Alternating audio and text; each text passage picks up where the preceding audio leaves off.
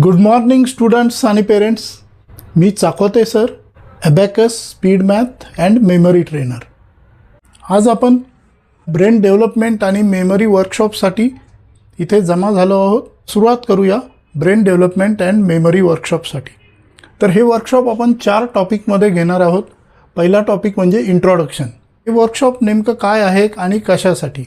तर पालक आणि विद्यार्थी या दोघांचेही अभ्यासासंदर्भात प्रॉब्लेम्स असतात. तर ते प्रॉब्लेम्स काय आहेत, नेमके शैक्षणिक समस्या काय आहेत, त्या आपण नेमक्या डिस्कस करणार आहोत या टॉपिकमध्ये. दुसरा टॉपिक सोल्युशन. मग या समस्यांचं निदान कसं करायचं, त्याच्यावर उपाय काय आहे, तो आपण दुसऱ्या सेक्शनमध्ये स्टडी करणार आहोत. तर त्यामध्ये मेंटल मॅथ स्किल आणि स्टडी स्किल हे स्किल येतात. हे स्किल जर विद्यार्थ्यांनी ॲक्वायर केले किंवा मिळवले तर त्यांच्या अभ्यासाचे बरेचसे प्रॉब्लेम सॉल्व्ह होऊ शकतात. तिसरा पार्ट आहे अगेन सोल्युशन. आता विद्यार्थी शिकले, अभ्यासही केला, समजलं पण प्रॉब्लेम येतो की लक्षात राहत नाही. ऐन परीक्षेच्या वेळी बरेच विद्यार्थी विसरतात किंवा अभ्यास झाला, पाठांतर केलं आणि काही दिवसांनी विसरून जातात. तर त्या समस्येवर तोडगा काढण्यासाठी आपण हा थर्ड टॉपिक मेमरी टेक्निक्सबद्दल माहिती घेणार आहोत. आणि fourth topic, last topic, the conclusion. म्हणजे या सगळ्यांचा निष्कर्ष काढायचा आणि आपला एक ट्रॅक ठरवायचा, दिशा ठरवायची आणि त्या पद्धतीने मार्गक्रमण किंवा करिअर डेव्हलपमेंट सुरू करायची. तर अशा पद्धतीने आपण या 4 टॉपिकमध्ये हा सेमिनार कव्हर करणार आहोत. तर सुरुवात करूया. पहिला टॉपिक इंट्रोडक्शन. आता इंट्रोडक्शनमध्ये 3 पार्ट आहेत: स्टुडंट कन्सर्न, पेरेंट कन्सर्न आणि स्कूल स्ट्रॅटेजीज. अभ्यास म्हटलं की विद्यार्थी, शाळा आणि पालक या तिघांचाही सहभाग त्यामध्ये येतो. सुरुवातीला आपण बघूया की विद्यार्थ्यांचे काय कन्सर्न आहेत किंवा काय समस्या आहेत. तर विद्यार्थ्यांची पहिली समस्या म्हणजे अनेक विद्यार्थ्यांना मॅथ्स अवघड वाटतं. मॅथ्स फोबिया म्हणतात त्याला. गणिताची एक प्रकारची भीती असते की गणित विषय अवघड आहे, तो आपल्याला जमणारच नाही, त्यासाठी क्लास लावणं गरजेचं आहे वगैरे वगैरे. म्हणजे गणिताविषयी एक प्रकारची भीती सगळ्यांच्या मनात असते. ही भीती काढून टाकण्यासंदर्भात आपण काही गोष्टींची चर्चा करणार आहोत. त्यानंतर स्टडी टाईम. बऱ्याच विद्यार्थ्यांचा हा प्रॉब्लेम असतो की अभ्यासाला वेळ मिळत नाही. अभ्यास करण्याची खूप इच्छा आहे पण वेळच मिळत नाही. तर वेळ का मिळत नाही? एकतर शाळा 6-7 तास शाळेत जातात आणि शाळा लांब असेल तर आणखी 1-1 तास जातो. म्हणजे 6, 7, 8 तास शाळेमध्ये जातात. त्यानंतर 90% जास्त मुलांना आज क्लासेस आहेत. क्लासेसलाही वेळ द्यावा लागतो आणि त्यानंतर होमवर्क, प्रोजेक्ट वगैरे या गोष्टी कंप्लीट करायच्या असतात, त्यामुळे त्यालाही वेळ द्यावा लागतो. तर मग अभ्यास कधी करणार? त्यामुळं स्टडी टाईमचा हा एक मेजर इश्यू झालेला आहे सध्या. रिटेन्शन म्हणजे काय की शाळेला गेले, शाळा केली, क्लास केला, होमवर्क केलं, अभ्यासही केला, पण तो लक्षात राहत नाही. काही दिवसांनी ॲटोमॅटिक विसरून जातं. तर मग या रिटेन्शनविषयी काय करायचं? तर या मेन समस्या, या 3 मुख्य समस्या विद्यार्थ्यांच्या बाजूने आहेत. म्हणजे कुठल्याही विद्यार्थ्याला तुम्ही विचारलं तर या 3 समस्या त्यांना असतातच. त्यानंतर पेरेंट्स. पालक मुलांसाठी चांगल्यातली चांगली शाळा निवडतात, जी शक्य असेल ती.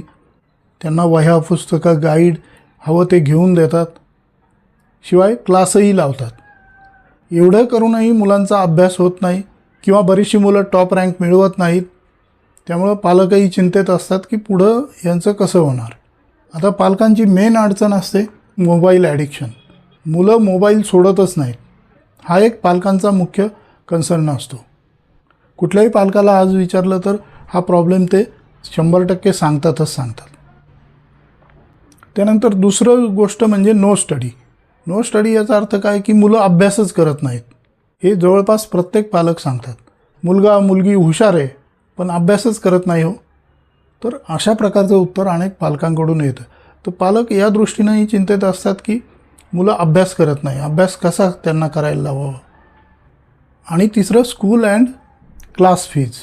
आजकाल असा ट्रेंड आहे की मराठी किंवा सेमी माध्यमापेक्षा इंग्रजी माध्यमातून शिकणं, आणि साहजिक आहे की इंग्लिश मीडियम स्कूलच्या फीज हायर लेवलला असतात. आणि त्यातही रेप्युटेशन बेस असल्यानंतर फीज आणखी वाढत जातात. एकतर ह्या हायर स्कूल फीज आणि दुसरी गोष्ट म्हणजे क्लासच्या पण फीज. शाळेची फी तर भरायचीच आहे, त्याबरोबर क्लासलाही फी भरायची आहे. हे प्रॉब्लेम्स पालकांशी संबंधित आहेत. आणि तिसरा पॉईंट म्हणजे स्कूल स्ट्रॅटेजीज. म्हणजे काय की शाळेने रोज होमवर्क देते किंवा प्रोजेक्ट देते आणि ते कंपल्सरी असतं. सगळ्या विषयाचे होमवर्क तुम्हाला पूर्ण करायचे असतात. दुसरी गोष्ट ट्रॅडिशनल मेथड्सने शिकवतात. जे काही अनेक वर्षापासून चालू आहे त्याच पद्धतीने ते शिकवलं जातं. आणि टॉपर कोण येतं हे जनरली बघितलं जातं. आणि विद्यार्थी पुढं शिकत जातात.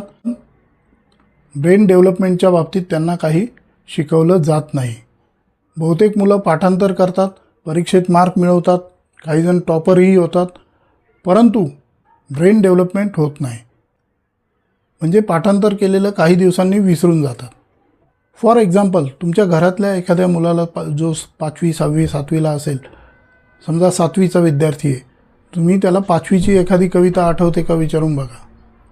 नाही आठवणार. इव्हन 6वीची सुद्धा आठवणार नाही. म्हणजे हल्ली मुलं जे शिकतात ते परीक्षेपुरतं पाठांतर केलं जातं आणि त्याच्यानंतर ते विसरून जातात. पुढं परत नवीन शिकायचं. आणि याचा प्रॉब्लेम त्यांना उच्च शिक्षणात होतो.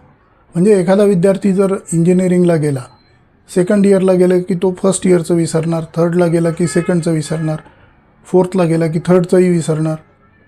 आणि 4 वर्ष पूर्ण झाल्यानंतर, अभ्यासक्रम पूर्ण झाल्यानंतर लगेच नोकरी मिळाली नाही तर पुढच्या 4-6 महिन्यात ते 4th इयरचं पण विसरणार.